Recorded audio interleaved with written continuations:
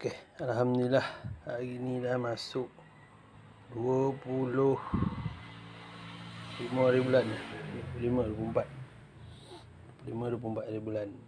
Ada lagi ikut kan tempoh dah dekat 2 minggu lah, 2 minggu. Alhamdulillah kita tengok kita punya brand treatment Biobacter gitu. Alhamdulillah jadi dengan cantik lah. Brand treatment Biobacter gitu dapat kita hasilkan lah. Bau dia pun kick lah. Alhamdulillah. Jadi kita on pump lah, kita tengok macam mana kan, macam mana sistem menghasilkan Trichoderma hazanium ni. Dia dah bentuk macam bentuk spora, dia dah buat perumah dia sendiri. Jadi perumah ni yang kita nak, kalau kita nak perbanyakkan Trichoderma itu ke, tanpa kita beli lagi Trichoderma, perumah dia duduk dekat atas. Perumah dia kita nak, kita akan asingkan perumah dia ni untuk kita banyakkan lagi Trichoderma.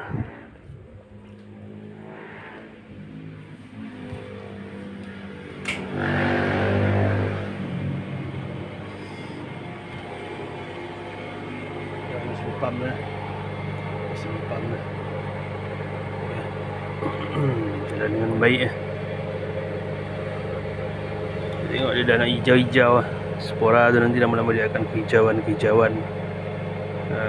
Sebab asyik ada unsur sumber makanan yang belum habis dia rumus. Sejak kita tak pisang kan, pisang yang dah rosak-rosak kan, orang tak makan tu.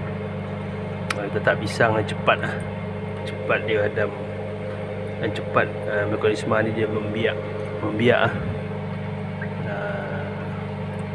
Alhamdulillah bertambah lebih baik, lebih bagus.